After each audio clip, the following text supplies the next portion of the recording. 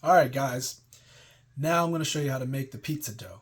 Like in the last video, I showed you how to make the starter. This is our starter here.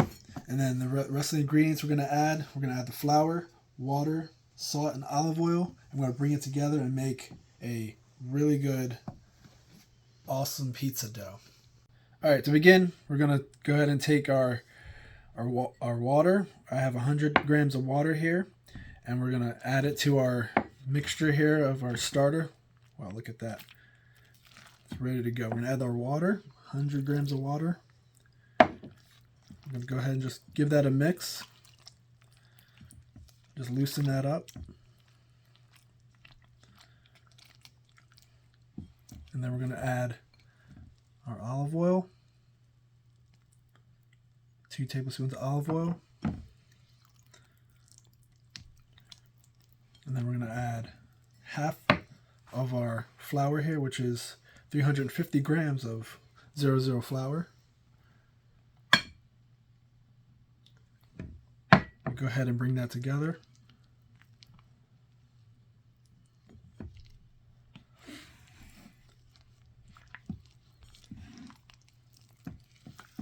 Once it starts tightening up, we'll add the rest of our flour and we'll add our salt.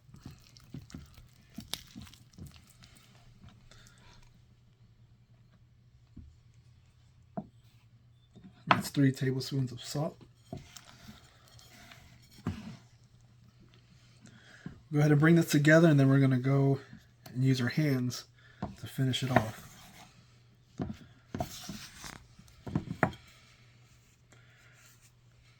Alright, so I moved to a different surface here, so I'm going to start using my hands to knead this dough here. Bring it on a clean work surface. Get all the flour and everything right in there. I'm just going to bring this together. Allow that flour to absorb all that water that we put in there. And now we're going to go ahead and start creating the gluten, which is important for our pizza.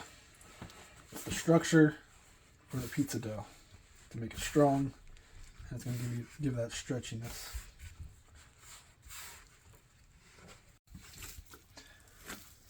As you can see, the pizza dough is a little wet. Just going to bring it together, keep kneading it and folding it.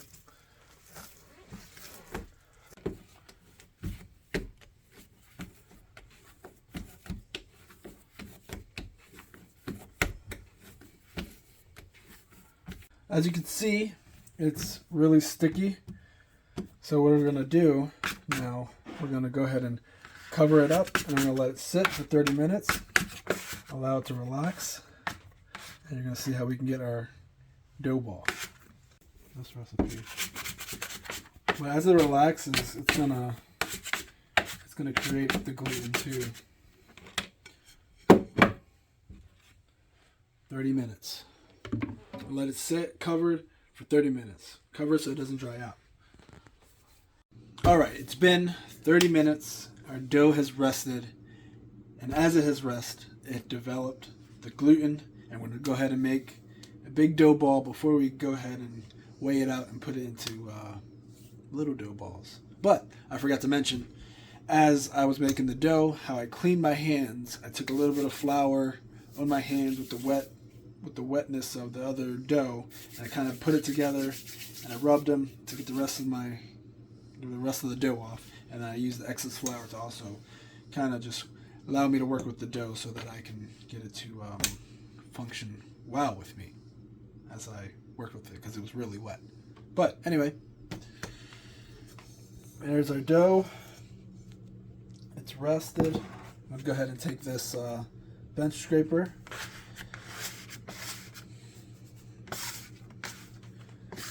Go ahead and go around. Look at that. Nice and strong. Go in here. Look at that. And we're going to go in. to make the ball. Around.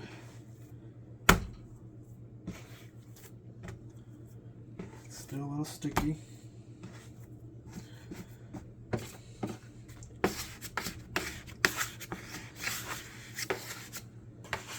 It's going to come together.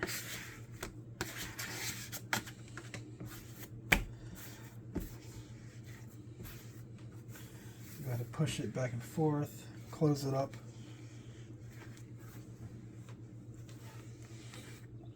If that doesn't work with you, you can always use the bench scraper. It makes it a lot easier instead of getting your hands all sticky again. Makes it a lot easier. Look at that.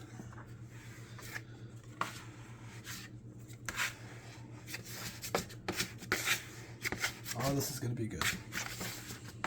Just a little more.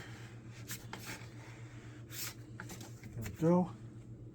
And we'll take some olive oil in our hand. Keep it moist. Also, olive oil can help with the dough so that it's not so sticky.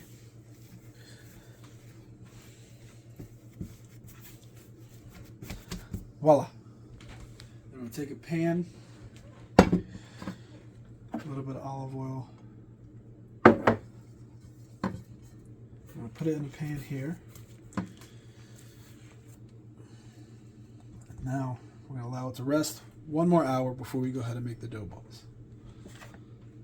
Alright, find a container to put your dough in, and we're going to let it rest one more hour, and then we're going to go ahead and just cover it, wrap it in something that will prevent the air from getting in there. Look at this, beautiful. Nice. Alright, guys, now that we have our dough finally finished after many hours, it's time to make the dough balls. Okay, so now I'm going to take this dough, I'm going to take a little bit of flour, just a little bit, sprinkle it in there, flip it over, I'm going to loosen it up. Hey buddy. We're going to let it just fall right there. Take a little bit more flour, just a little bit, so that we have enough flour in there so we can work with it. Take a bench scraper, and now we're gonna go ahead and weigh it out to 280 grams, which is about 9 ounces for the dough balls, because we want a 12-inch pizza, and it's going to give us about that.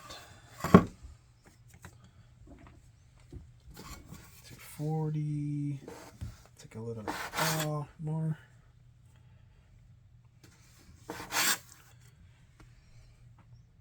Close, right there. 279.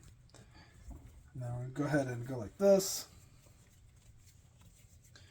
Go ahead and fold it and make it into a ball. You can also do it on the counter here. Go ahead and what you're doing is tucking it in like this. You're bringing it and closing it. That's what you want to do. Let's close the bottom like that. And voila. Boom. Pinch it, close it, and you have your dough ball. Go ahead and put it on another container. Put it on a sheet tray here. And then you repeat the process. Boom. There you see it. We have our dough balls. I made a really big one because I'm planning on making a 16-inch pizza, and the rest are going to be 12-inch pizzas. So we have 280 grams here and then 450 grams right here, which is going to make a really big pizza dough. But there you go. You have your pizza balls. And now I'm not going to make pizza tonight, but I'm going to put it in the fridge, and then we're going to make pizza tomorrow. So we'll put it in the fridge. It's going to slow down the fermentation process, and it's going to allow it to stay small. And then tomorrow pull it out an hour before I want to make pizza, and then we're ready to go. Just before you put it away, a little bit of olive oil, and we're gonna, to keep it moist so it doesn't dry out, and then we'll go ahead and wrap it like we did last time. And if you guys want to know how to make pizza, how to press out the dough, refer back to the video before this. And there you go. If you guys like this video, please subscribe, give it a like, leave a comment, let me know what you think.